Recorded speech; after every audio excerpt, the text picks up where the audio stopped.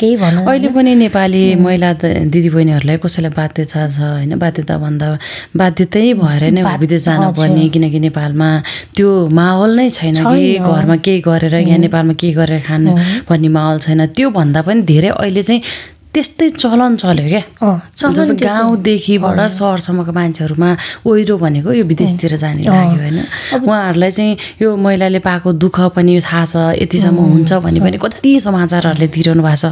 अहिले फेरि कस्तो छ भने अहिले त मिडियाहरू धेरै छ, न्युजहरू धेरै सुनिरहेको हुन्छ, सोसल मिडिया धेरै एक्टिभ छ नि त, म्याक्सिमम त टिकटक पनि छ होइन। त्यसले गर्दा पनि त्यो चिजहरू थाहा हुँदाहुँदै पनि उहाँहरूले मलाई चाहिँ हुँदैन कि भनेर सोचेर मैले पनि त्यो सोचेको थिएँ।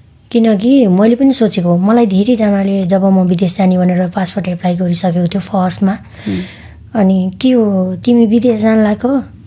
अनि मेरै गाउँको आन्टीले के भन्नु, मेरो छिमेकी आन्टीले, विदेश त जानला छौ माया, अर्काको बुढा बिगारेर घरमा बच्चा बच्ची बुढीको चिल्ली बिल्ली नबनाइदिनु, अर्काको बुढी बच्चाहरूलाई रुँदै बस्ने नबनाउनु, विदेश त जाँदैछौ भन्नुभयो क्या। किन त्यसो भन्नुभयो उहाँले? खै किन भन्नुभयो, म घरमा गएँ मम्मीलाई भने, मलाई त्यो आन्टीले के सोचेर यस्तो भन्नुभयो, मम्मी म पसल गएको बेला यस्तो भन्नुभयो भनेर म रोएँ क्या। मैले त्यो आन्टीलाई जवाब दिन सकिनँ त्यति बेला, नबुझेर जवाब दिन सकिनँ। अनि मम्मी जानुभएछ, के भन्यौ कान्छी तिमीले? उहाँ कान्छी भनेर बोलाउँथ्यो, के भन्यौ तिमीले? नानी घर घर रुँदैछ, यस्तो यस्तो भन्यौ रे, के सबै केटी मान्छे विदेशकै अर्काको बुढा बिगार्न जाने हो र? सबै एउटै हुन्छन् र? होइन, जिस्केर दिदीले भन्नुभयो हो भन्ने टाइपको कुरा गर्नुभएछ। त्यहाँदेखि त्यो कुरा पनि मेरो मनमा धेरै भिज्यो क्या।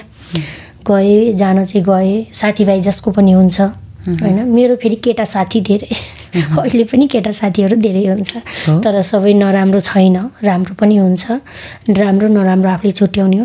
अनि कतारमा गइसकेपछि छुट्टीको दिनमा है, दिनभरि मरिमरि अर्काको घरमा काम गरिन्छ, एउटा मन भुलाउनेबाट साथीहरू त भेटिन्थ्यो होइन। कर्नेसको दोहामा होइन, दोहा कर्नेसमा म्युजियमहरू थियो, मजाको पार्कहरू थियो, बोर्डमा टक्क नेपाली गीतहरू बजाउने, डान्स गर्ने, कति रमाइलो थियो कि। अनि साथीहरू भेटिन्थ्यो कहिलेकाहीँ। अब टिकटक बनाउने फेरि हामी त एकदम भूत चढेको, त्यहाँ गएपछि थाहा भएको। भनेपछि टिकटकको भूत चाहिँ हजुर नेपालबाटै चढेर जानुभएको है? होइन, थाहा थिएन।